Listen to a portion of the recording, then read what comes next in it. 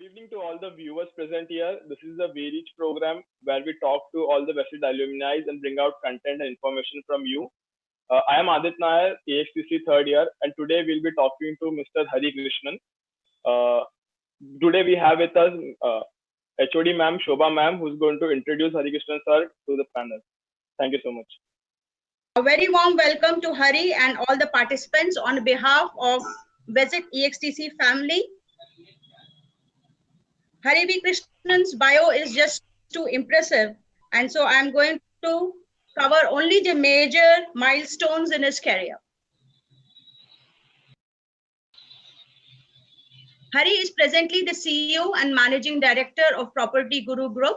He currently leads a team of over 1,200 employees across various Southeast Asian countries. PropertyGuru is a leading property technology company of the region.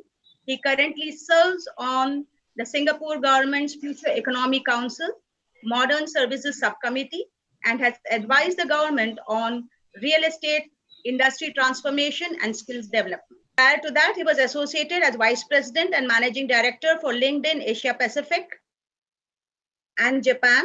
He has also worked in leadership positions at Yahoo and Cisco. He was on Business Today's list of India's hottest young executives. He is also an investor and advisor to innovative startups like Billion Bricks, Ecosystem, Hacker Trail, and many others. Hari was recognized with the Distinguished Alumni Award by Visit. His educational details are he completed his engineering in electronics and telecommunication from Visit in 1999. After that, he completed his MS in telecommunication from University of Colorado, and he also completed an MBA from INSEAD. That's a very impressive bio, Hari. I'm sure our students will be greatly benefited with this interaction. Thank you. It's over to you, Adith. Yes. Thank you so much, Shobha ma'am, for the great introduction. Now we would like Hari sir to talk about his journey and everything. Over to you, sir. Good evening, everyone. Thank you so much for having me here. I'm calling in from Singapore, where I presently live. As Shobha ma'am explained, I'm a Visit Telecom grad from 1999, what is now the previous century. I've spent over 20 years in the technology industry, solving problems in internet infrastructure, online music, travel, recruitment, and now real estate. As was mentioned, I am the CEO and MD of PropertyGuru Group. We are probably in the first vintage of startups that started up in Singapore back in 2007 in a pre-iPhone era. And now today we have diversified across the region. We serve over 25 million property seekers every month, and hundreds of thousands of agents and property developers are our customers as well.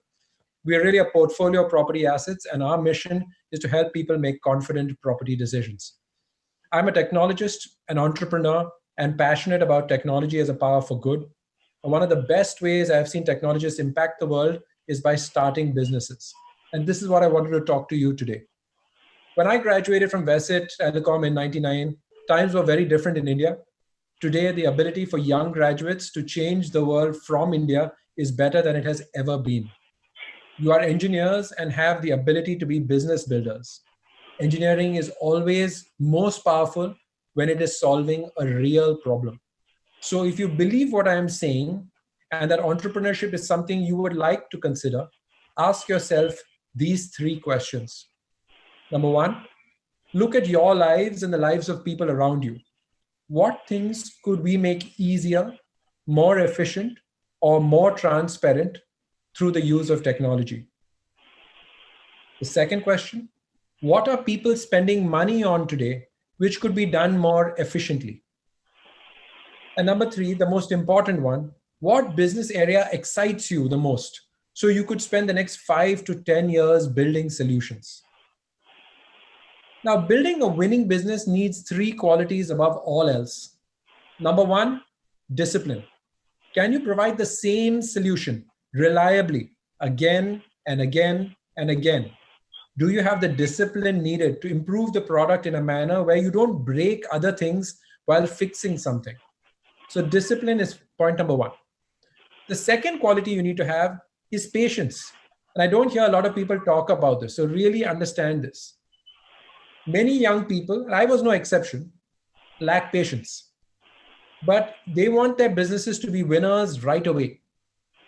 While you might need to iterate, the reality is that most truly successful businesses and solutions take years to perfect and truly be winners. Develop patience. This skill will be invaluable. So along with discipline and patience, the third quality you need to have is a pursuit of excellence. The most elegant engineering-based businesses pursue excellence. They continue to improve and tweak even after they have built a winning product. Think about Netflix or Flipkart or any other company you admire. Pursue excellence. The Chalega attitude is what takes a product that could be awesome and makes it average. Aspire to be world-class and excellent, and you can do it. When you think about businesses and the future of industry, understand the changing expectations of people. In a technology business, the most important asset you have is talent, you and your team. If you get the right team, you can fix the technology, the processes, or the systems. But the best technology in the world does not guarantee that you can attract and retain the best teams. Remember this, people must come first. Today's teams and customers expect you to operate a business that can be sustainably successful, one that will be there for a long time, but one that operates responsibly with regards to the environment. Particularly in India, but the world over, sustainable businesses are going to be the next wave of really successful businesses that we remember and we work with. Sustainable growth means building your business with the full recognition of your role in society and the impact on your environment. Today, this is not a nice to have, but what I would call a moral imperative for all companies. It is important that you understand this. I don't see it as a choice. Our lives are completely impacted. India has had terrible floods in every part of the country. Australia, California, and Russia were badly affected by out-of-control forest fires. And even in modern Singapore, which I call home now, the annual haze that we get makes our air unbreathable. It is actually unsustainable to continue with current business practices. I believe that the only way you can remain a profitable business in the mid to long term is through the adoption of sustainable business practices. As you set up a new business, think about energy utilization, think about procurement practices, packaging materials, and also work with business partners who are also sustainable or trying to become sustainable. Building from the ground up will make it more efficient than trying to change things later. Trust me when I tell you that. Perhaps your idea could be one that helps companies and people be more environmentally responsible. Wouldn't that be wonderful? A technologist who also makes the world better as their solutions become real. Finally, I wanted to talk to you a little bit about responsible tech. Over the last 15 years or so, I have played a role in industries from music to travel to recruitment, all getting digitized. The reality is that the incumbent players, so conventional travel agents, old school recruiters, etc., have not been able to keep up. And many people have seen their livelihood adversely impacted. Responsible tech is a philosophy I have been advocating since 2016, where technology companies act like responsible participants in societal change. We might be making things more transparent and efficient, but we can also help people with the disruption and in getting better ready for the change. 4 years ago, I published a manifesto on responsible tech. It included a suggested model for technologists to think about helping incumbents deal with the disruption you bring. So when you build a technology and it is likely to disrupt the existing solution that exists in the market, think about how you can help those people who you are going to disrupt actually deal with the future world. That is what I mean when I say responsible tech. I'll end by saying I am so excited for all of you. You are starting your careers, and we really need smart engineers willing to tackle big, complex problems. The world into which you're going to start your careers is a complicated one.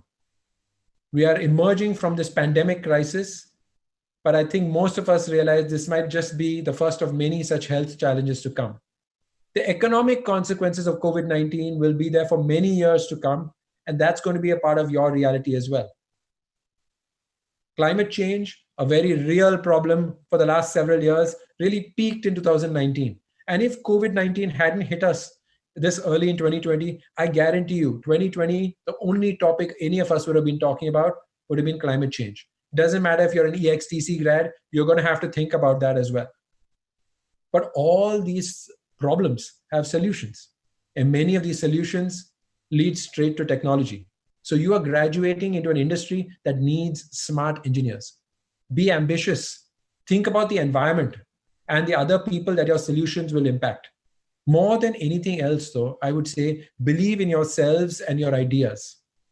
I look forward to meeting and reading about the next generation of VESIT entrepreneurs. At this point, I'd love to engage with the panel and look forward to talking a lot more about whatever topics you'd like to discuss. Thank you so much, sir, for this amazing insight into the on your entrepreneurial journey and how sustainable journey is the new way in the industry. Sir, we have a few questions lined up for you, which cover a variety of your topics. So the first and the foremost question would be, what are your fondest memories in VESIT? I have a lot of fond memories from VESIT, but I'm happy to say that all the friendships I built there are lifelong friendships. Many of us have gone on to get married, have kids. Our kids have become friends. It's been wonderful to build these friendships over time. Some of us are living in different parts of the world, some in India, some in California, some of us here in Singapore. But we do engage with each other. We do connect with each other. My memories definitely go back, I'll be honest, not so much to the academic, but more to the social side of things. So participating in the college festivals, but most importantly on the basketball court, something that I enjoyed the most. Spending a lot of time there with people who would become lifelong friends, as well as meeting my future wife, who's also a VESIT classmate of mine, all happened on that beautiful campus of ours. So I bring a lot of fond memories of VESIT, and now I have 2 children, and they get to hear stories about VESIT from both my wife and me. That's absolutely brilliant, sir. So, sir, I read through your LinkedIn profile, and you have mentioned leadership as one of your core skills. So, sir, what do you think are the qualities that make a great leader, and how do you imbibe them in such a young age? So I think when it comes to leadership, the most important thing to remember is really great leaders make other leaders. They don't produce followers. So I think there are a lot of people who are considered or who call themselves leaders, and they have a big followership that follows them. But I truly believe the very best leaders create other leaders. And so the ultimate legacy that they leave behind is the quality of the people and how they've uplifted them. So the way to think about this is there, if you think about the people in your lives, whether they be professors at VESIT, family members, anyone else who's really you would consider a leader, a good way to test that is to think about, can you remember a time before they were there in your life? And now can you think about your life today? Was there a dramatic change? The very best leaders change your life. They create this inflection point and impact the people with whom they engage. So the most important thing, I think, for someone who's young and wants to become a leader over time is to first listen. Well, I think a lot of people spend time talking. They're great orators, they love to speak, and maybe they have intelligent ideas to share with the world. But when it comes to leaders, they listen more and they talk less. When they do speak, all the rest of us pay attention. So start by listening, learning, observing. Leadership is about dealing with people. It's not about dealing with technology. And so however great an engineer you are, it does not guarantee leadership. Leadership comes down to your EQ, your emotional quotient, your ability to actually deal with other people. Start by listening. Thank you so much, sir. So, sir, the next question would be, what was that turning point in your life that made you shift from the normal 9-to-5 corporate life into the entrepreneurial journey? So as I mentioned, I started my career actually in the Silicon Valley, the dot-com boom era, and then in the dot-com bust era as well. And I was working for a large corporate. I was working for Cisco, and it was wonderful. It was a great place to start my career. And I truly believe that I would spend the rest of my career working for a large enterprise. Cisco is a great place to work. Still think it's a great company. But along the way, I did my MBA from INSEAD. And I think the wonderful thing about INSEAD is it generates a lot of entrepreneurial companies. A lot of entrepreneurship comes from there. Even Indian companies like Ixigo and Yatra.com are INSEAD startups. PropertyGuru is an INSEAD startup, started by my classmate, actually. And I think for me, what I got bitten by this entrepreneurial bug and the ability to actually be a business leader and be a force for good. I talk about technology as a force for good. The business school INSEAD talks about business as a force for good. How can you think about building businesses that change the world? And I think for me personally, the ego part of it was, could I really leave my thumbprint, my fingerprint on the world by creating businesses or creating solutions that actually change the world? So that's what actually got me started on my entrepreneurial journey. And most of the initial years were actually spent in India in online travel and online music, and starting up as a very first employee for LinkedIn in Asia. LinkedIn was a very small startup at the time when I joined it. Started as the first employee based out of Bombay, and then scaled it across the region to over 1,500 employees across the region, including in mainland China. Spent about 6.5 years building that business. And then over the last 5 years, I've been at PropertyGuru, scaling our business across Southeast Asia. I just enjoy building businesses and impacting the employees as well as the customers from an entrepreneurial standpoint. That's really great to hear, sir. So, sir, since you come from a technical background, specifically communication, how was the transition into real estate? Did you face any difficulties? Today, the wonderful thing for all of you is a realization I had about 10 years ago. When I started my career, there was the technology industry, and there was the real estate industry, and the music industry, and various industries. Today, technology underpins all industries. So there is just hardcore tech if you want to do that. But really, every industry, whether it be music, recruitment, and then real estate, is really enabled by technology. Technology underpins it all. So as an engineer and as a technologist myself, I took it to a level of saying, what are the problems? And I mentioned this in my opening remarks. What are the problems that can be better solved through technology? What can be made more efficient or more transparent through the use of technology? And I had spent, as I said, in a number of years in various different industries, helping them get digitized. But when I turned my eyes to real estate, I had bought my home here in Singapore, and I realized the experience across the world, including in the US or Western Europe or in Japan, is not particularly digitally enabled. You don't see the best technology companies coming out of real estate yet. And it is the largest asset class in the world. It is the most expensive thing that any one of us will ever own. Many of us may never own one. And for the rest of us who do own one, it'll be the most expensive thing you ever own. It'll be the largest part of your assets. How can technology not be a part of this?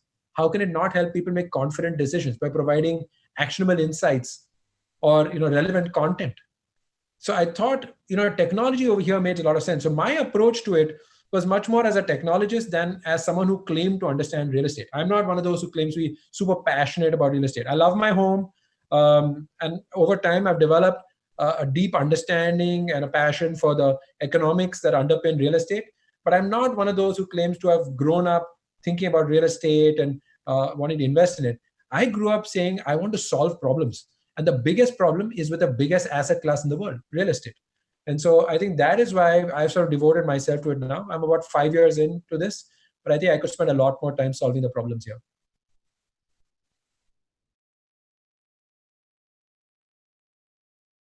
That's such a wonderful answer, sir. So many insights into real estate and how you can shift your course anytime you want in life. Okay, sir. So have you personally founded or funded any startup of your own?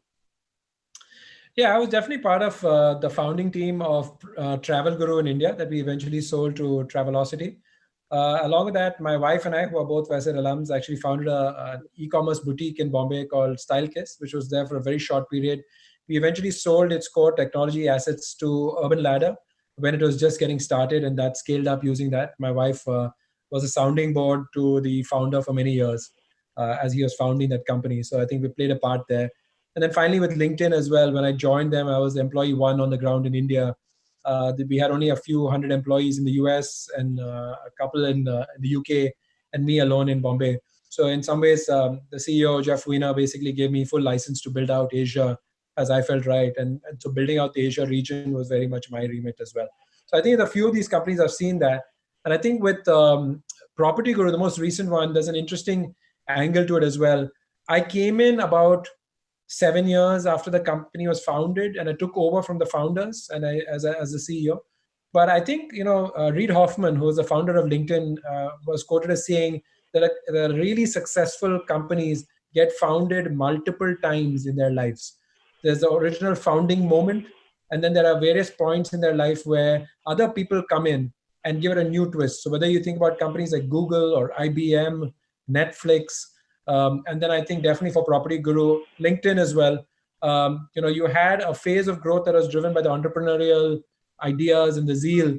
And then a CEO typically comes in who has got an entrepreneurial energy, who scales it up a lot. And so for us, for example, we've quadrupled the size of the business the last 4 years, largely driven by the technology changes that I've been driving through my team. And so that's a sort of a second wave of growth for our company.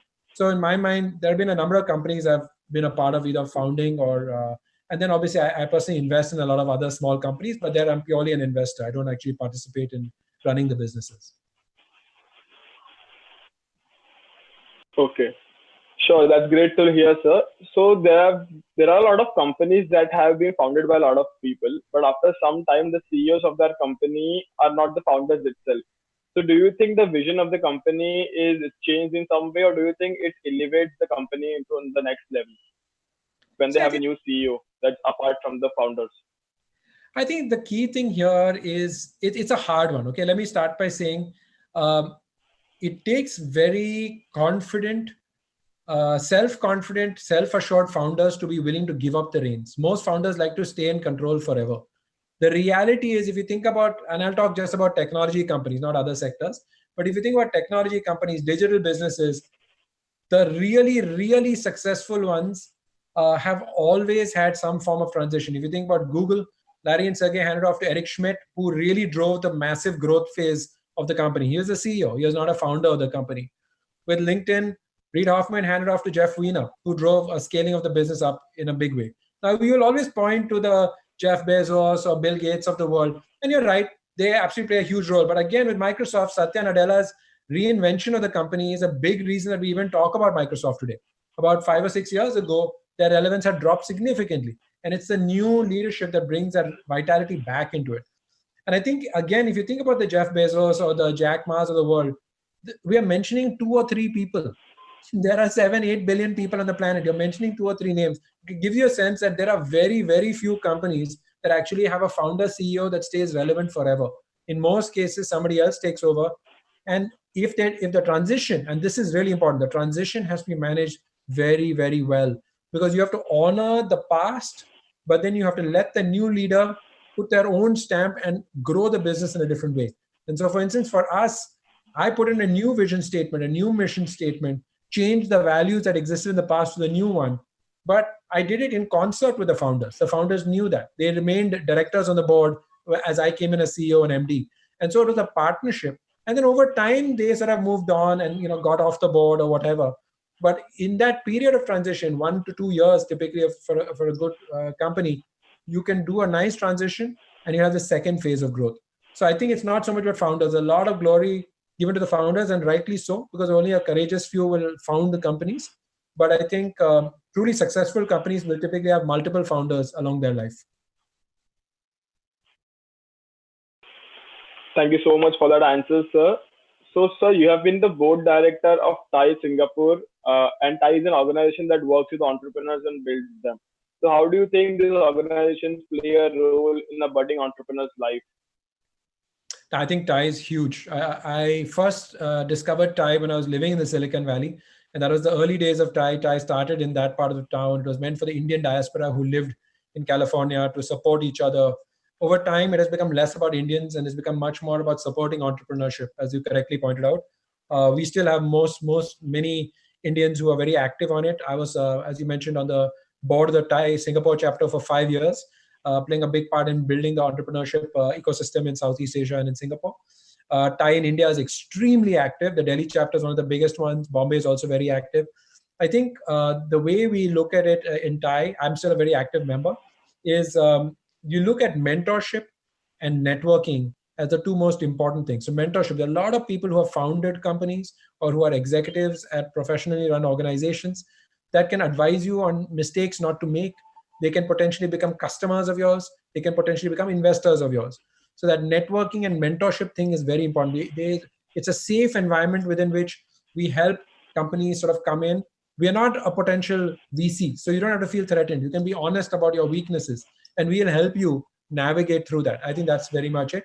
And then there's a smaller part, which is called Thai Angels, where some of us sometimes put away our own personal money and become more of an angel investor for very early stage startups and to help them go. But I think it's very much about the ecosystem and people giving back. So successful entrepreneurs and successful executives giving back, and then younger entrepreneurs benefiting from that and contributing to that sort of the vitality of that ecosystem. But it's a global network with chapters all across India and the world.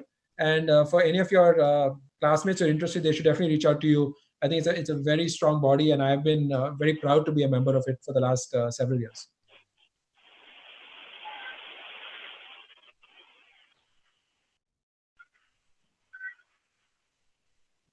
Okay. Thank you so much, sir, for that answer. Post-COVID scenario, do you think that digital is going to be the new physical? It's a great question. I think, see, the reality is in economics, there's a term called hysteresis. Hysteresis is sort of like, if you think about a rubber band, you pull a rubber band, you let it go, it comes back to its original shape. But if you take plastic wrapping and you squeeze it up and you release it, it doesn't typically come back to its original shape. Some of it comes back, some of it remains permanently misshapen. Hysteresis is an economics theory that is like the second example. Basically, the belief that most economists have today is the economic impact of COVID is that some parts of the world will never return to normal. So it is certain industries, certain companies will never come back. Some of them will be gone by the time COVID is fixed through a vaccine. Some of them will go soon after. But on the flip side of it, there will be industries and technologies which grow and emerge because of this. Adoption will increase significantly. So technologies like Zoom and Slack, etc., have been there for years. Zoom has been successful for a long time. It has never been used the way it's been used in the last 4 months. So I think you're seeing this kind of adoption. Now, after we are all released from our lockdowns and are able to sort of walk around and interact with each other, will we use Zoom to the same extent? No, I don't think we'll use Zoom the same amount. We will use Zoom less. But I think the reality is we won't go back to a world where we don't use Zoom at all. So, for example, one industry that will be permanently impacted is business travel. I spend a lot of my life on planes, traveling all over the world to support my company. The reality is this 4-month period, we've continued to run the business. And I have realized that I'm not going to get on a plane as often. It's not about my personal comfort about the disease or safety or air flight, none of that. Let's keep all of that aside. On top of that, I would say I don't need to get on a plane to be a CEO of this company. Yeah. And I think the people on the other side, whether they be bankers or investors or customers, will also say, yeah, why do you need to get on a plane? Let's just get on a Zoom call and do it. So I think you will see digital technologies change a lot of things. You saw in China, for example, one of the first things they did was actually make it not illegal, but strongly discourage the exchange of currency notes. So all payments had to go digital. Anyway, everyone was using Alipay and WeChat Pay, etc. But they forced it. They said you will not actually give out renminbi. You cannot use the currency note. So that is going to drive digital payment. Now that China is beginning to emerge, will people use currency? Yeah, of course they'll use a little bit of currency. But if you've got used to paying with your mobile phone, why would you bring currency notes out with you? I mean, you wouldn't. And so I think there are certain behaviors that will change, certain expectations will change in travel, in payments, in many other sectors, where I think it won't bounce back. And so I don't think digital will replace the physical, but the question remains, and this one I will pose more as a question because I'm not Nostradamus, I don't look at the future. There are two possibilities. When we come out of this period and we truly feel somewhat safe, there are two possibilities. One is we will save all our money and we'll realize, oh, wow, such a horrible thing happened. It could happen again. I will protect everything and I will drive up my savings and be even more conservative in everything I do, right? Not just in my savings, but just how I spend my life. I'll change my life accordingly. That's one possibility. Another possibility is I'll be so relieved to go out that I will spend as if today is the last day I'm alive, because tomorrow the virus may kill me right away. So I'm not even going to waste time. I'm going to enjoy my life right now. Both possibilities come down to the individual personality. So there is no universal truth here. And based on this, your question gets answered, because the reality is, for some, yes, digital will replace everything physical. And for others, digital will replace some things physical. But I think we are, in the end, not to get too philosophical, but human beings are social animals. We need to interact with other people.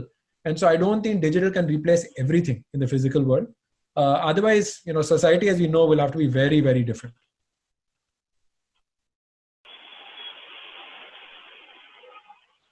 So thank you so much for that amazing answer.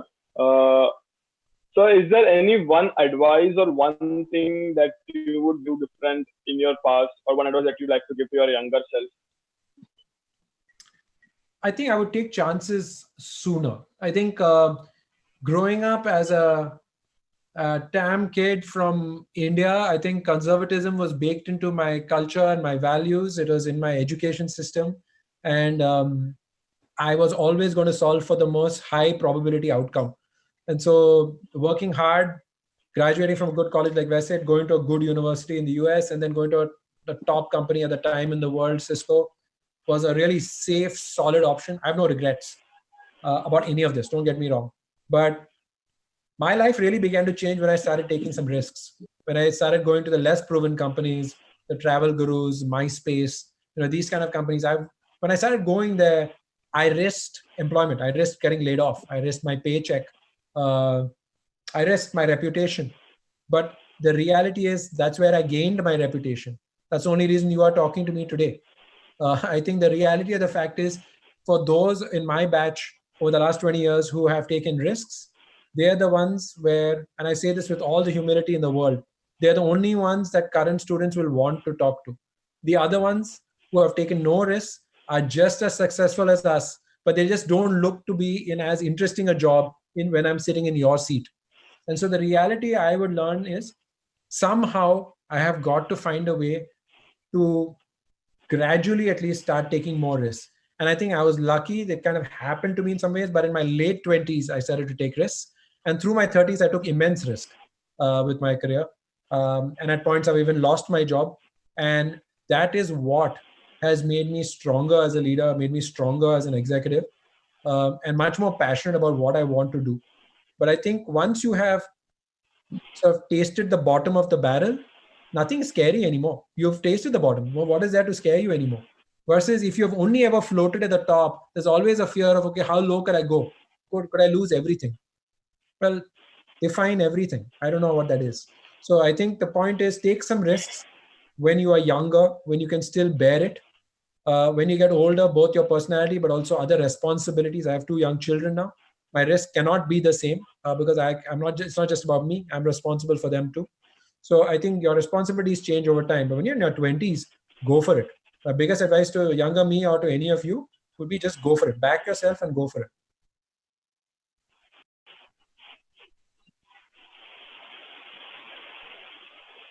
Thank you so much, sir, for that amazing answer. I'm sure the viewers may have learned a lot from you. Thank you so much for giving us your valuable time, sir. We'll be back.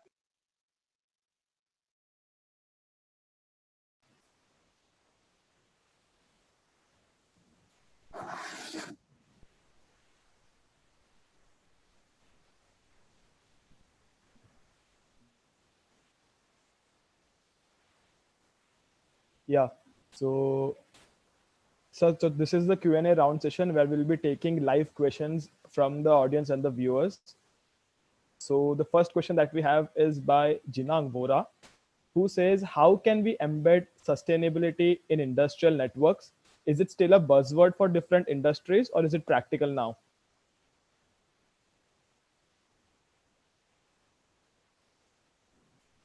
Sorry. I think it's a fair question. Some people will say sustainability and use it as a little bit of a buzzword. Yeah. I think the key thing when you think about industrial networks, when you think about industry in general, as I mentioned, I gave some examples. Every industry uses energy. Every industry has procurement practices. You procure products. If you're in some sort of thing that deals with physical goods, you'd have packaging. There are elements which are very clearly going to impact the environment.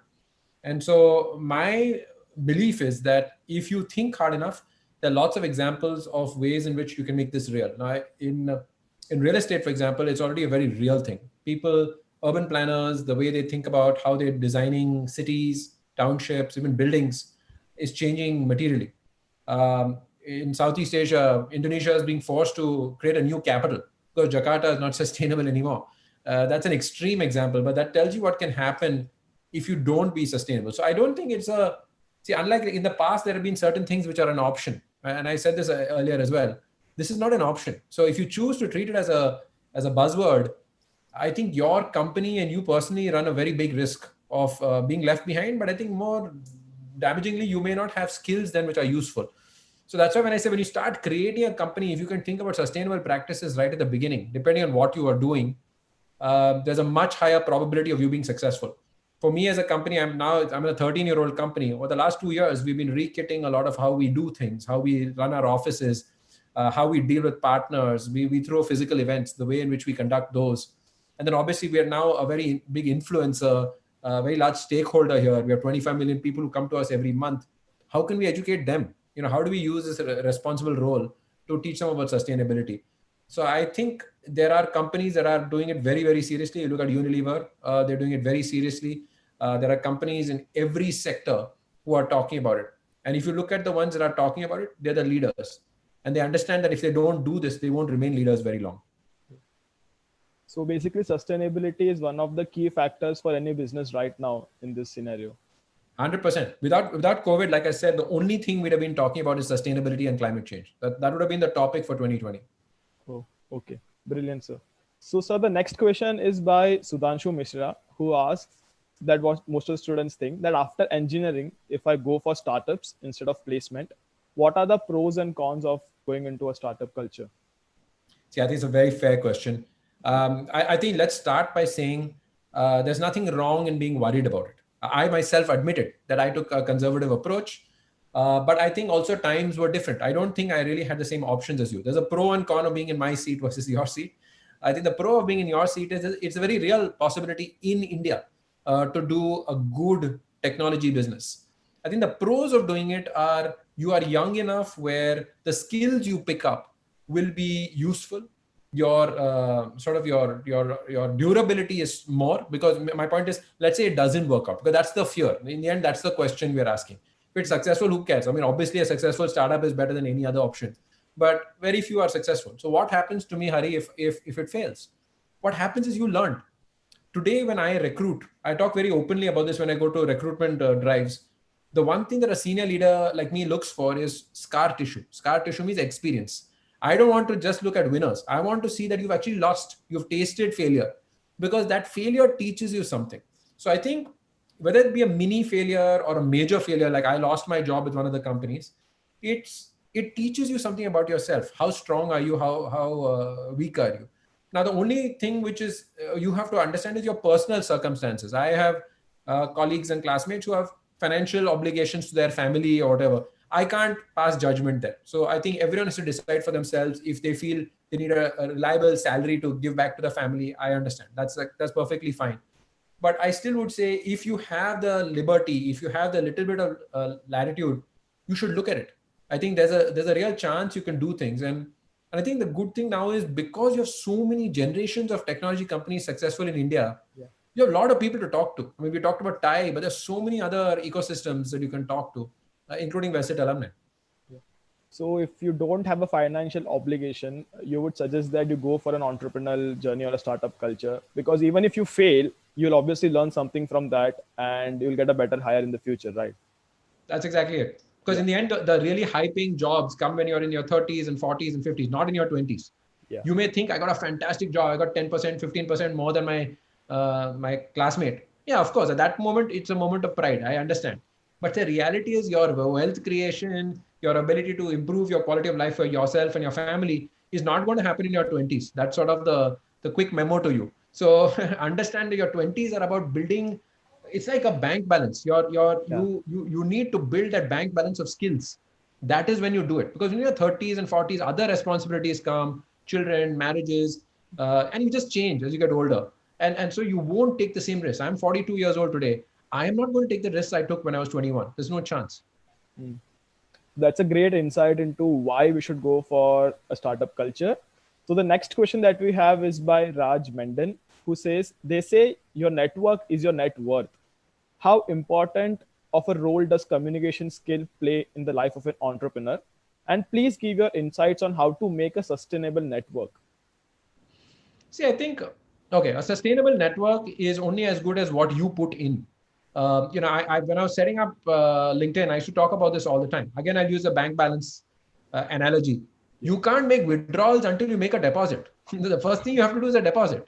So only then you can start talking about withdrawals. So when you think about a network, whether it's a digital network like LinkedIn or just a real network, you have to contribute. What's the value that you are bringing before you can make those withdrawals and get some benefit out of it? I think it's a very good insight from the person asking the question. I think your relationships matter a lot. It is your professional success. Sometimes even your personal success will come down to your ability to do that. I don't think it's necessarily communication skills, because I know a lot of people who are quieter, more introverted. But if they contribute, if they add value to the network, that is what is good. Again, it's not about your speaking skills. I talked about leadership and your ability to listen. I'd say networks are quite similar. There are lots of good people who have good networks because they're good listeners. So don't worry too much about presentation skills, but do worry about your network. Cultivate a good network.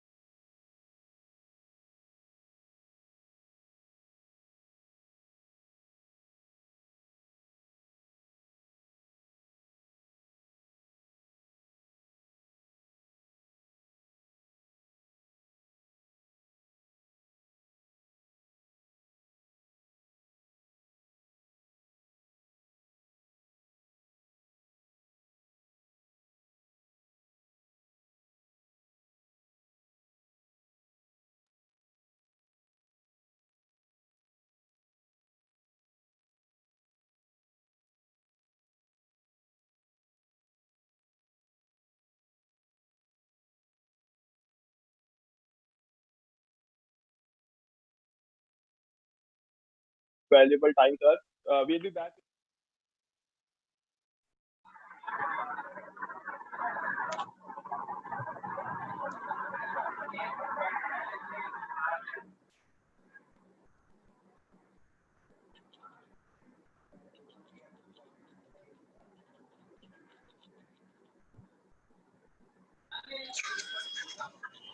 Valuable time, sir. We'll be back.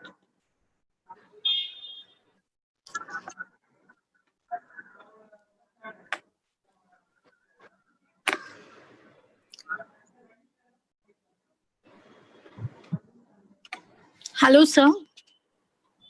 Hi.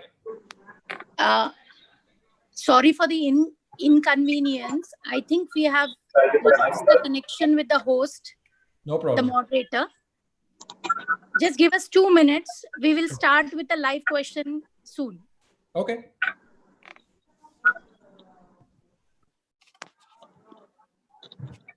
Hello, sir. Hi.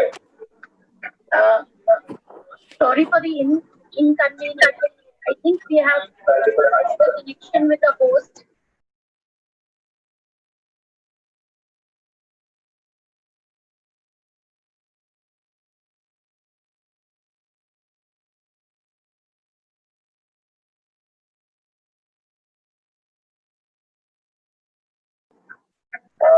Hello, Hari sir.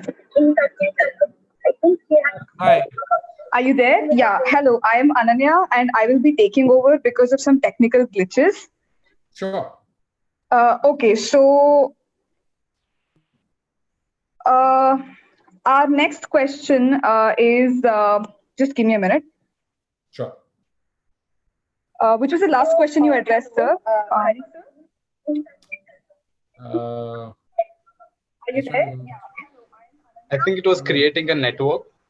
Okay, yeah, okay. relevant network, that's right. Okay, so the next question we have for you here is from Rohit Dorai, who asks, how important is it to have a backup in case your startup fails? Some say that people who go all in tend to do much better than those who think, okay, if this fails, I have a backup. So what is your take on this?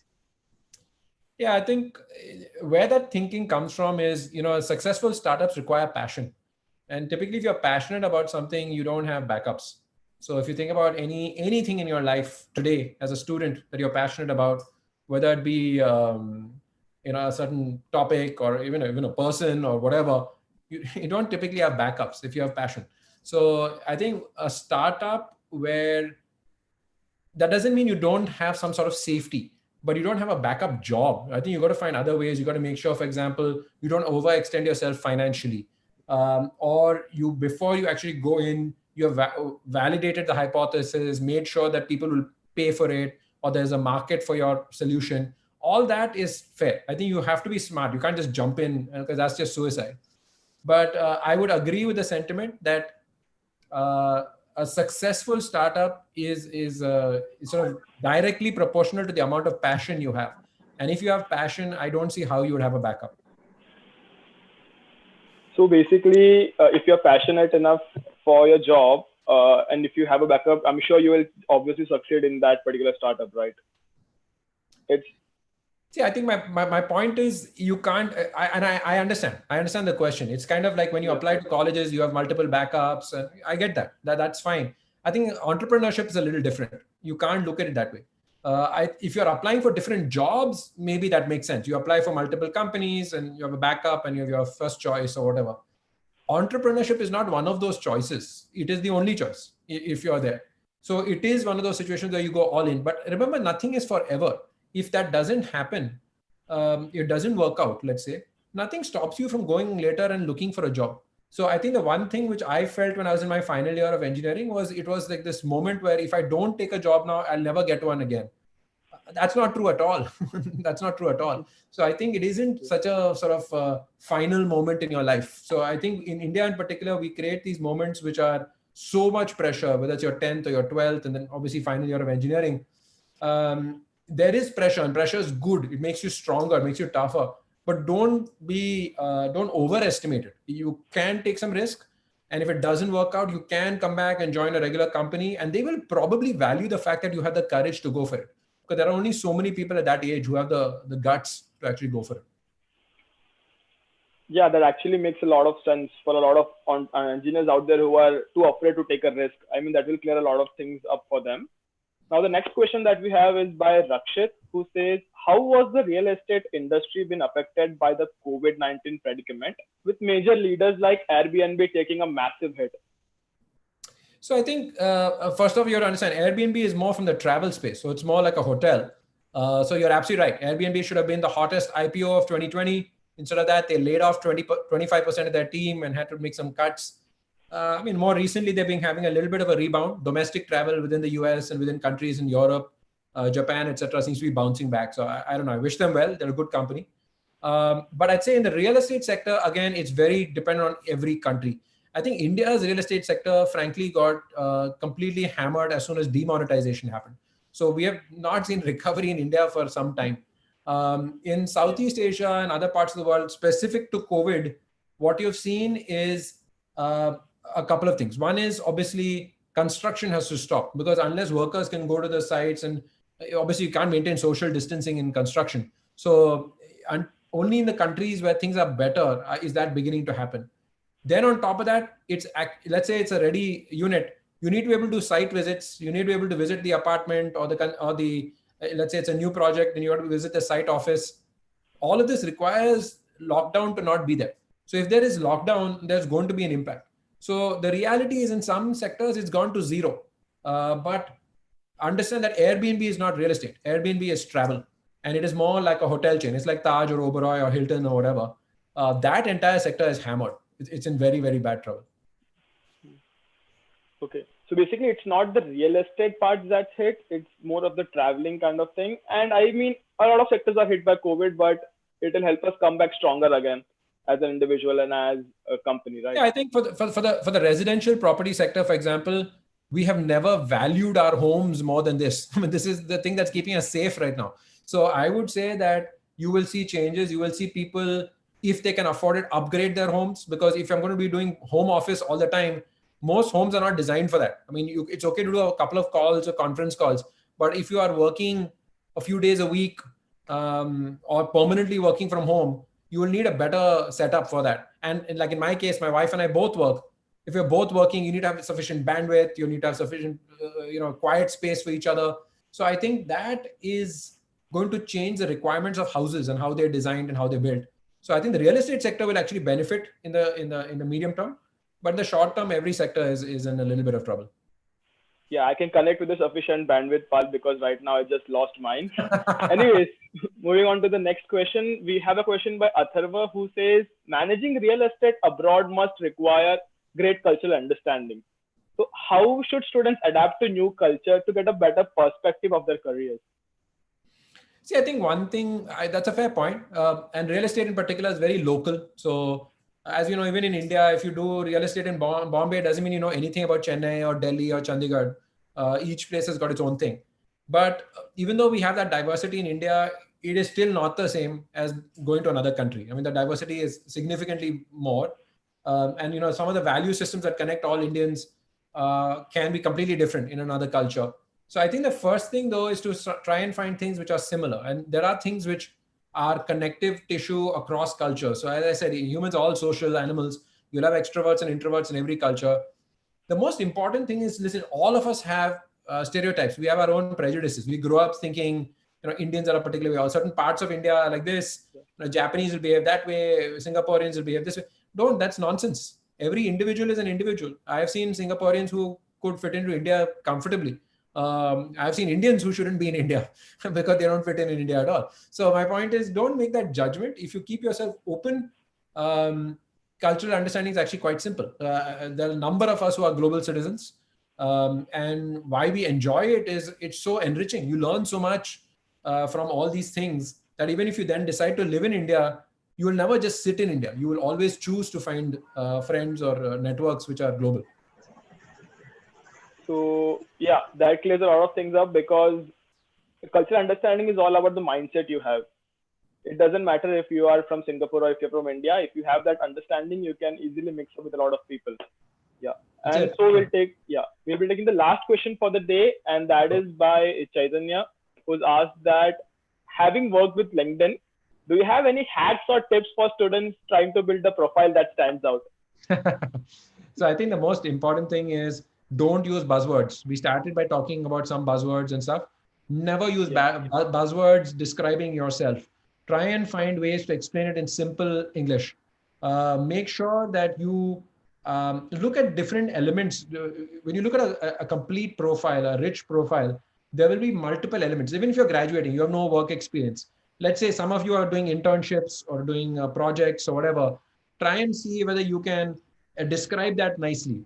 Perhaps, there are student profiles that you can put up on LinkedIn where you can talk a little bit more about coursework or things that you're actually good at. Let me start by saying no one gives a damn about your marks. So then please don't put your marks, that doesn't matter. But maybe talk about what you learned, because I think that's the knowledge is more important than the score. That's the fact, even in India. So I think you've got to be able to describe yourself in authentic words. Make sure there's a good professional photograph. You're not on a photo shoot. It is not the place to put emojis. It is not Facebook. It is not TikTok. So it's very important you understand this. I think a good way to think about this is the same person goes to different places. I might go to a nightclub. I might go to a boardroom. I might go to a beach. I'm the same person, but I won't dress the same way in those three settings. The boardroom or the business conference is LinkedIn. Dress for the occasion. You want to be crazy and stylish on Facebook or Twitter or TikTok or go for it. Not on LinkedIn. Not unless you're a creative person. If you're a creative designer, that's fine. For every other profession, put a nice professional photograph, describe yourself well, be honest, and no buzzwords. So basically, simple and easy is the key to crack LinkedIn, right? 100%. Yeah. Thank you so much, Hari sir, for giving out a valuable time and for being patient with us while we had the technical difficulties. I hope that our students might have learned a lot about entrepreneurship and sustainable development, and I hope they'll take these key insights in their future as well.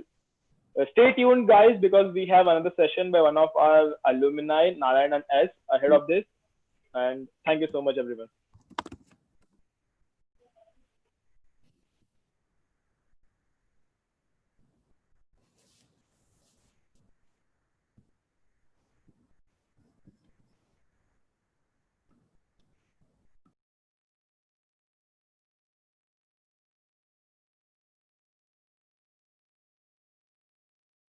Good evening to all present here. I am Atharva Gupte, fourth year EXTC student and your host for the Vested Reach program session today, where we do a one-of-a-kind exclusive interaction with alumni from different walks of life and explore their journey together. Now, to start this program, I will now call upon Dr. Nandini Amanagi, Assistant Professor at Department of Electronics and Telecommunications, to introduce our esteemed alumnus, Mr. Narayanan S. Thank you, Atharva. I'm here to introduce our very own alumnus, Narayanan S, Senior Manager, McDonald's Business at Coca-Cola India Private Limited. Narayanan graduated from Electronics and Telecommunication VESET in the year 2008. He served as Associate Software Engineer at Accenture Services Private Limited for about a year. In 2011, he completed PGDM from Management Development Institute, Gurgaon, specializing in marketing and operations. Later, completed a master's in management degree from the prestigious European Business School, Paris, in 2012. He joined the Coca-Cola company as a summer intern and is serving the same company for almost 9 years in varied roles of consumer marketing, e-commerce, key account management, marketing operations, sales and strategy. I'm really delighted to welcome Narayanan S to our VReach program and hope our students have a lot more to learn through this interaction. Thank you. Thank you so much, ma'am, for the introduction. Now I would like to welcome Narayanan sir. Welcome to this official Vested Reach program, sir. So basically, what is Vested Reach? Vested Reach is an alumni interaction program made for students by the students of Vested who have graduated and are doing well in life. And right now, as we all know, that these are unprecedented times. Students don't know what the future holds for them. So right now, it would be good to know from people who are exactly there where we are right now and know their take on the situation. So that is what the program is about. And yeah, it's great to have you with us. Thank you for taking the time out of your busy schedule. And so how have you been holding up? How is the whole quarantine and the new normal treating you? Thanks, Atharva. Firstly, I hope all of you listening in, you and your families are keeping safe and healthy. Thank you very much, Nandini ma'am, for this opportunity. I feel I haven't achieved much, definitely not in the field of engineering, but it's a great honor to have been asked to speak to young recipients. Atharva, like you said, these are unprecedented times. None of us have experienced anything remotely like this in our entire lifetime. There's a lot of change around us, a lot of restrictions, but life has to move on. What you used to do at home, out of home, all of it is at home. And, as long as you and your family are safe and healthy, I think we will tide over this time well. So I'm doing good. Thank you. Exactly. So, like talking about today's time is too depressing. So let us talk about the times which were better. So speaking about times which were better, we have all of us want to know about your time at Vested and how is that? How is the entire atmosphere at a different campus, at an entirely different student lifestyle 12 years ago? Yeah, Atharv, as you said, I was graduating batch of EXTC in 2008. I think I was a good student, hovering around distinction, late 60s most semesters, but not top of the class. The funny thing about college time is that, as you said, after 10, 12 years, you only tend to remember emotions, relationships, be it friends, professors, both teaching and non-teaching staff. And on that front, the 4 years were extremely memorable. I had a brilliant bunch of classmates, seniors and juniors whom I interacted with during the multitude of events and activities you have all through the year. Some of them became very good friends. Though life has taken us in many different directions, I am in touch with a few now. My professors especially, thank you for pushing me, believing in me. I still remember after my term 5, Shobha ma'am and Nagananda sir actually calling me into their cabin and giving me an earful because I dropped my grades that term to early 60s. So I've always felt the concern and the love from all of my teachers. And each of them have had a role to play in what I've achieved in my life thus far.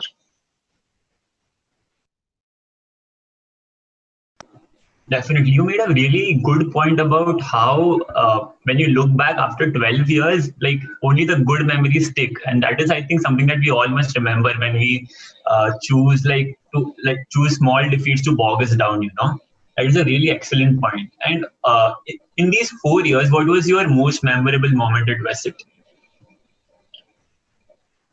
The college gave me a fantastic platform to learn and get better. Be it societies, sports events, cultural events, the whole list. And I think I was equally, if not more motivated to participate or organize the post-lecture extracurricular activities than probably just the classroom sessions. But I remember my final year the most vividly. The last couple of tournaments representing the college basketball team, D19 winning the Spurti cricket tournament that year, being a core committee member of Praxis and being locked up in that corner Praxis office for a couple of months. That was in the old campus. You guys probably wouldn't even have seen that. And we had a bunch of absolutely eccentric characters in that Praxis team. Though I was infamous, for 100% attendance in my first, second, and third year, the only class I ever missed was for Praxis in my final year. So there are a lot of memories from that time. But honestly, the last month and a half before 8th Sem was a collection of whole range of emotions from my time at Vested. So many of us pursuing such diverse paths, friends, you wouldn't meet for a while. Some who I shared a lot of fun moments, but I haven't met since. Also, I was the outgoing society president that time, and the symposium day that year was very, very emotional. So there are too many good memories to choose just one from, but I think the whole of the final year was pretty fantastic. That is really nice to know. And as a fellow connoisseur of extracurricular activities, what impact do you think they have in after 12 years, say? One of the more important things that you learn is how do you manage people who don't really report into you, and that's really difficult, and even more so at work.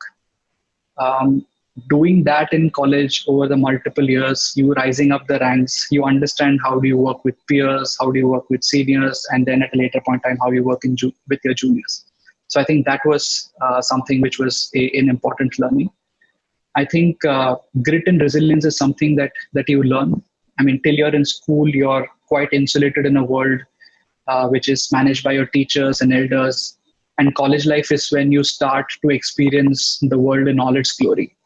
So you constantly teach yourself and you learn how to toughen up. And those are the kind of skills that you need to have. I mean, clearly speaking, I mean, we're not using the technical knowledge that I learned while I was in engineering. So some of the problem solving mindset, a desire to understand how things work are all things that you carry on. But yes, these are the combination of things that I would take ahead in my life.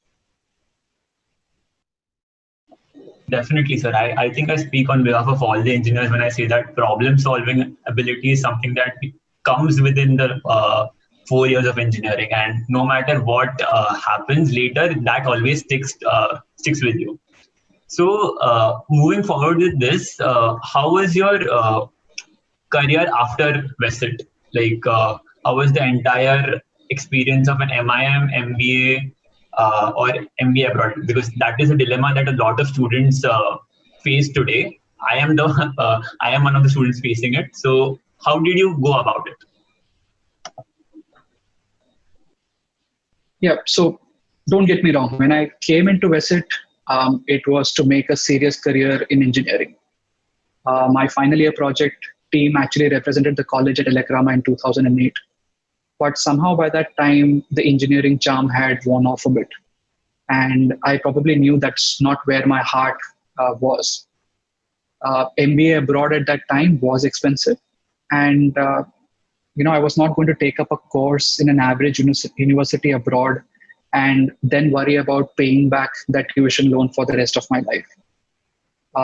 Most top universities need 5 years plus experience. And you can imagine an engineer turned IT professional is not the most unique CV, and therefore would not exactly be a sought after diverse candidate for their program. And therefore, an MBA in India from one of the best institutes was pretty much the only acceptable and realistic option for me at the time. What was also important was if I were at any point in time harboring any desires to study abroad, a good exchange program would have sort of solved for that. But let me assure you, as important as it is to get into a good B school, it is equally important to be a top student in your batch. A top student in any, top 10 B schools in India does better than an average student even in the best school in the country. So MDI happened. It is a top college. It gave me fantastic international exposure with the MIM program at ESCP Paris. And I genuinely got the best of both worlds. I didn't have to pay any extra tuition fee for my master's in management, as that was an educational tie-up between the two universities. I spent one regular term abroad and an extra term post my MDI graduation to get my MIM degree from ESCP. So apart from the added cost of accommodation, living expenses, and a whole lot of travel that I did, clearly it was not as expensive as paying a tuition fee for a full-term program abroad. Also, another thing that you need to consider is, at least at that point in time, international schools didn't have a very elaborate job fair process. And hence, top Indian B schools were much better at that when it came to getting a good job in a company of your liking, and a job that is of interest to you. So some of the realities might have changed between now and then, but the single most important factor that tipped my choice then and might swing your decision as well would be the economics of it. Studying in an MBA program abroad is a high risk and a high reward decision, and therefore it is completely on your risk appetite. Definitely, sir. And I think you managed your way to get the best out of both worlds. Okay, like you got an international exposure and also got to study from one of the best B schools in India. So that is what I call a life hack. So you got to experience two of the best universities. And what I would like to ask you is that how was the entire ESCP experience different from the one at MTI?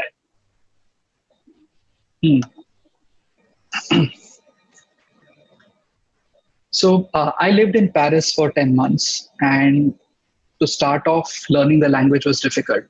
It doesn't really come naturally to me, and to have to mandatorily pass an exam with a certain degree of reading, speaking, and writing skills in French put me in a very uncomfortable position, because if I don't clear the exam, I don't get the degree. Fortunately, my classmates were good at English. Unfortunately, the average Joe on the street was not. And hence, when you struggle to communicate, you feel a totally different sense of helplessness, if you would want to call it that. And in those days, as a student, you have a feature phone, you don't have Google Maps to help you find your way, or a translator app to save yourself some blushes. That said, as a cultural experience, it was truly, truly unique. Curriculum in Europe is very different to how programs get run in India. Here we have very data intense, fact heavy case studies, and the ones in ESCP were challenging in a very different way. My classmates at ESCP came from quite a few countries, I think over 40 nationalities, and therefore very unique points of views. You seriously don't think like them, and they don't think like you. And when you get to know them, I think that builds a tremendous sense of empathy. Also, when you're in a new country, there are much less distractions outside class, because even on weekdays, it means coming back to your room and doing your own cooking, laundry, and all the boring chores that come with living on a student budget, which meant I spent a fair bit of time both in my room and during my commute actually studying, and I ended up topping my marketing class. I also traveled like I've never done before or since. I did almost 14 countries in 10 months all across Europe. I'm a huge Manchester United fan and watch a fair bit of European club football. The time there gave me an opportunity to visit a whole bunch of iconic football stadiums. Most importantly, I witnessed United beat Arsenal at Old Trafford. So those are fantastic experiences.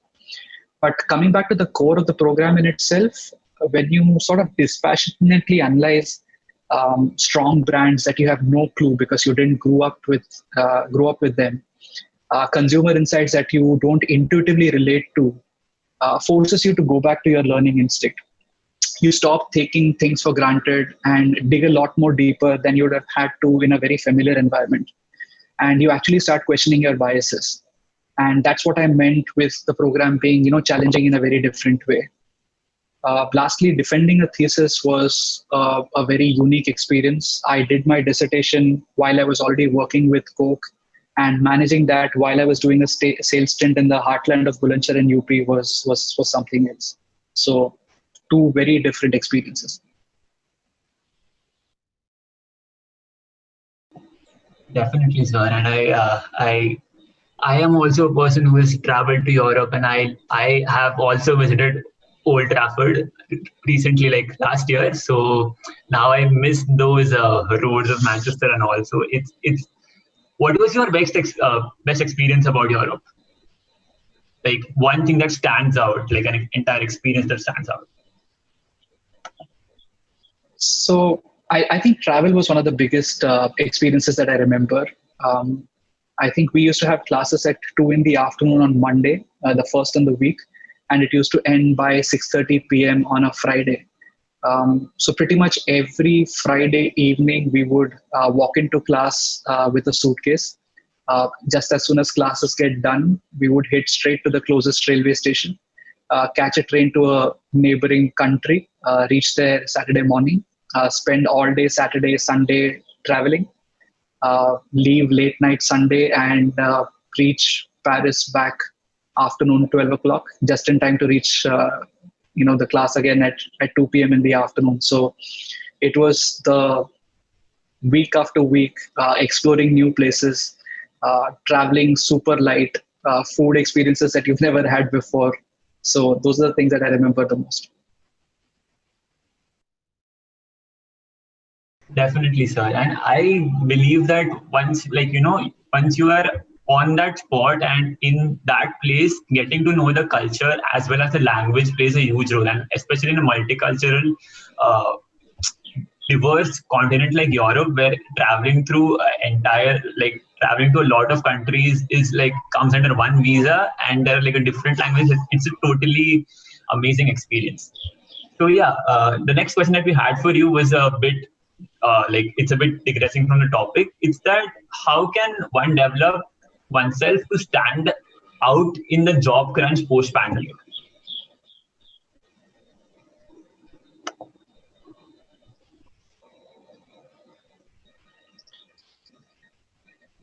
So, in contrast to the question that you had asked before, in terms of what are the skills that you learn, what the 4 years don't really teach you is, life is not like a question paper with all the facts that you need to solve it laid out in front of you. So it's important to start thinking and questioning, which pretty much comes down to curiosity.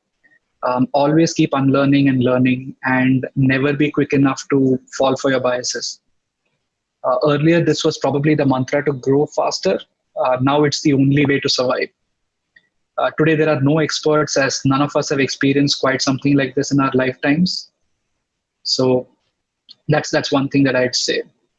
Also, what is important is to be perseverant and mentally strong. This is a physically and mentally stressful period.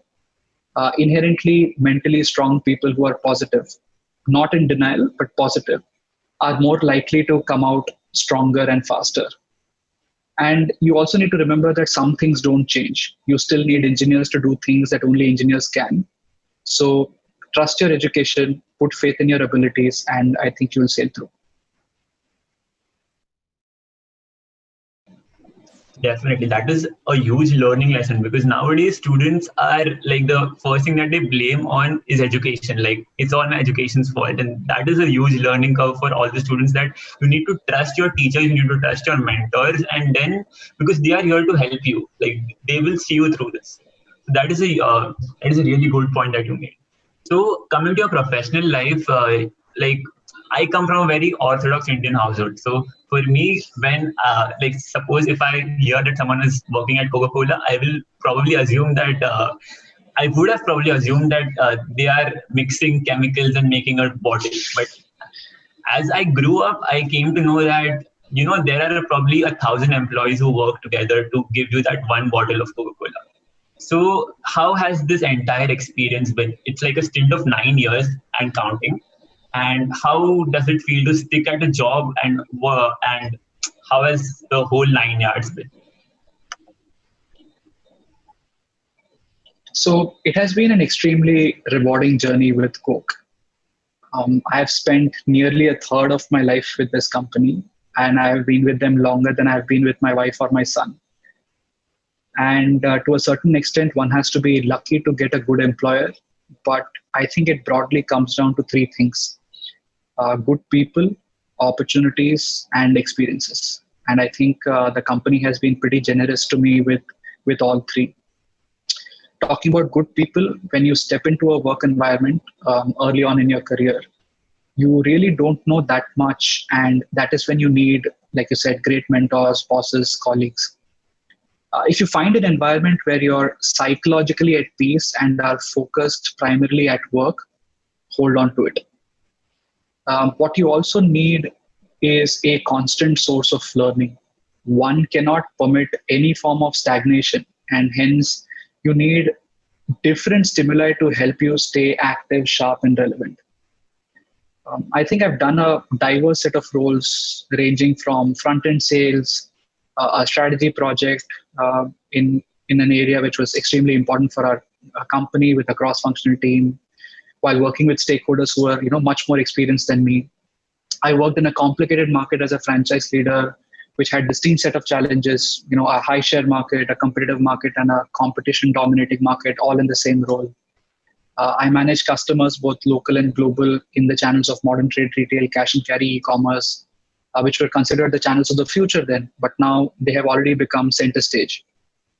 But probably my last assignment as senior brand manager for Minute Maid and Rani would be the most interest to the listeners today. So maybe we might delve a bit deeper there later. But while in the midst of this pandemic, I actually switched roles to manage Coca-Cola's McDonald's business.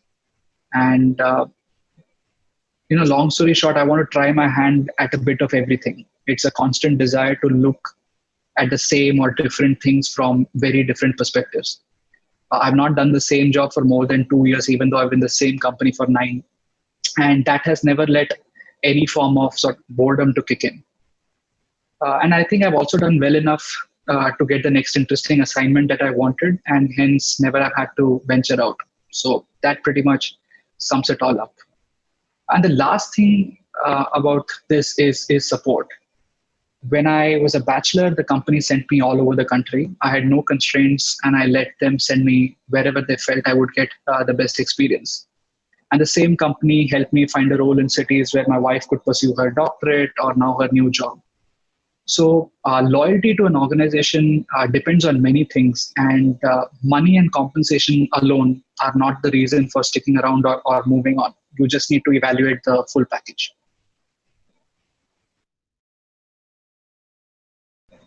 That is so true. Like a lot of us today only look at the package and then go for the company. It's like it's too less of a package, I don't want it. But like you don't look at a lot of us, even I for that matter, don't look at the broader picture, which like how is the company as a, like how is their philosophy? And that I think is the USP of Coca-Cola, that they have a great philosophy right from their advertisements, like taste the feeling and Umido Wali Dhoop. It's like a really, what do you call it, brand that touches people, right?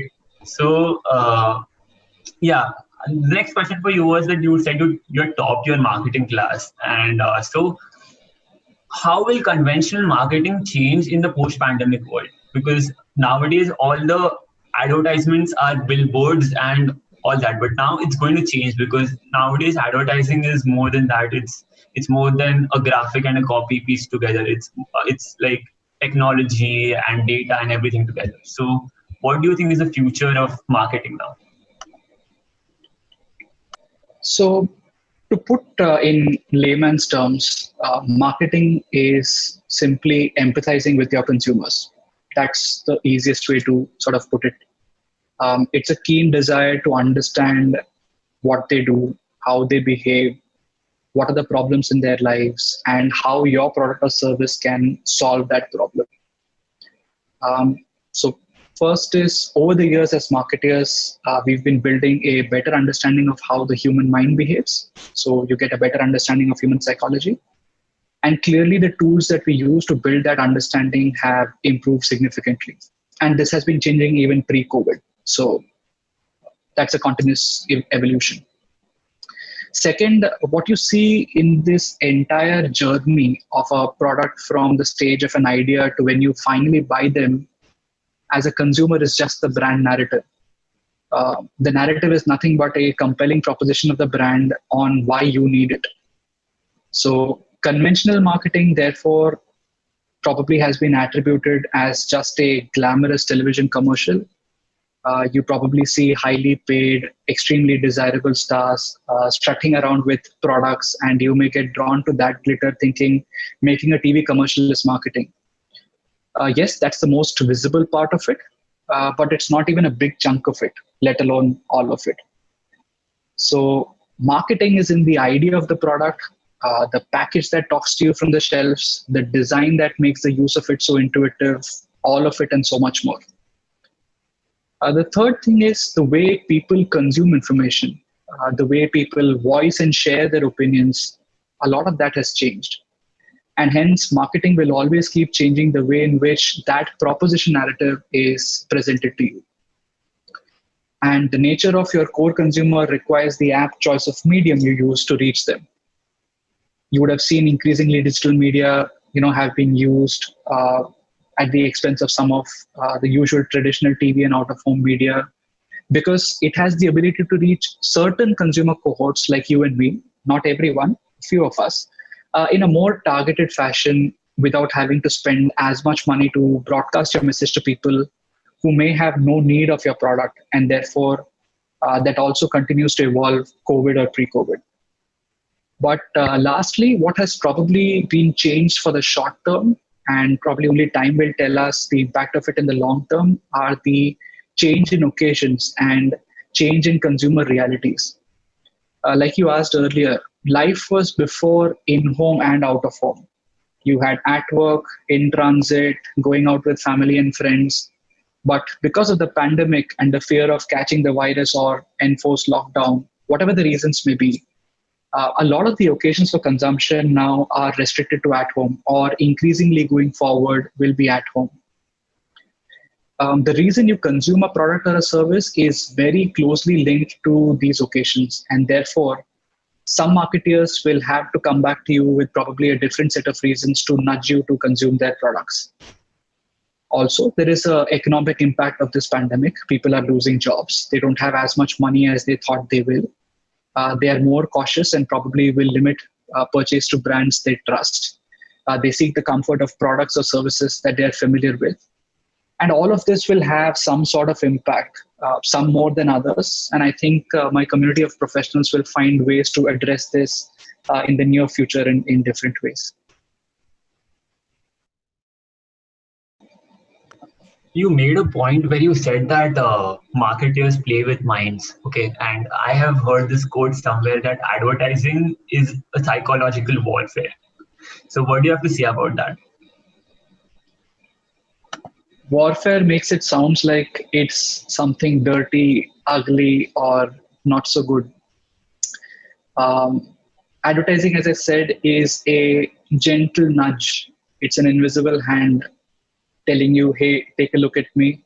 I think you need me. So elegant marketing will actually not even look like an invisible hand. It will be an intuitive feeling that you'll have saying that, okay, this is exactly the product that I've been waiting for. If your advertising or your communication is looking like it's working too hard, then it's probably not a good piece of work. That was a very fair point, actually. Like, we know when a brand is trying too hard to put their services out there, and that's when you differentiate between organic and inorganic marketing. I feel that's the difference.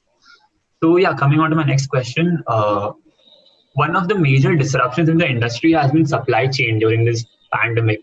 So what do you think exactly went wrong, and how can we recover it? Okay. So supply chain basically takes care of movement of packaging and raw materials that go into making the product, the actual production in the plants, and the distribution of it from there to the distributors and the final retail outlets that you end up buying from. And here I'm talking about primarily products and not services.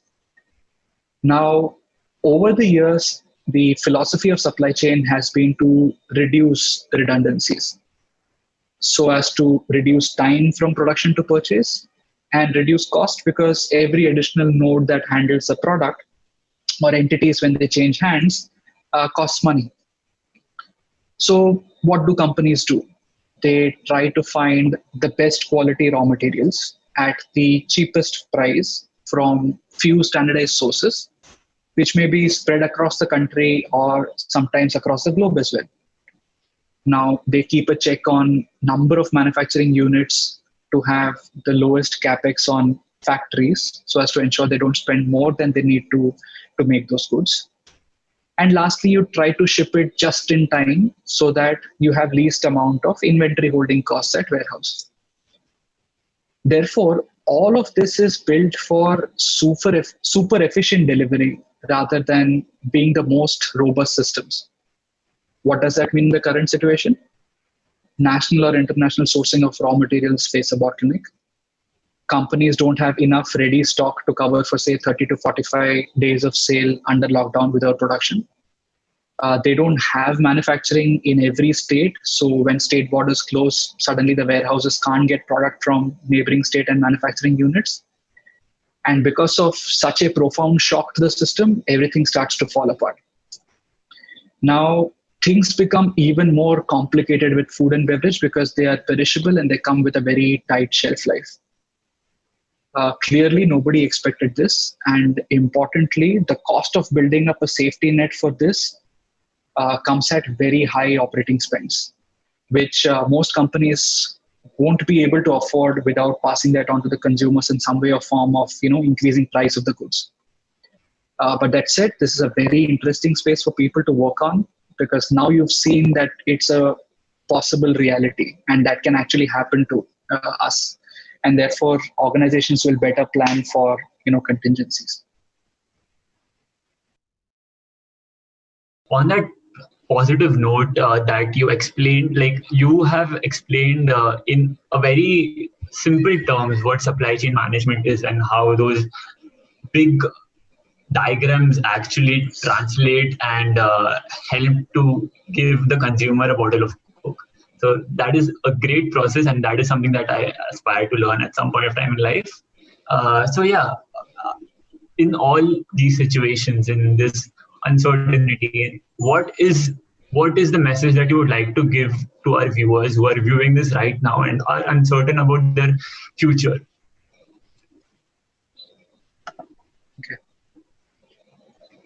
I think empathy and humility are the two most important virtues. I think everyone can learn them, get better at them, and that will genuinely help you achieve whatever you want. I think your competition is always with yourself. So always aspire to be the best you can. It's great to have role models, but if you work hard enough, for all you know, you may do better than them. And lastly, I think a lot of the students would be anxious with the uncertainty that this pandemic brings. And, to know that with every adversity comes an opportunity not that far in the distant future, all I'd say is stay your path, persevere, and you would look back at these times as when you shouldn't have probably stressed out that much.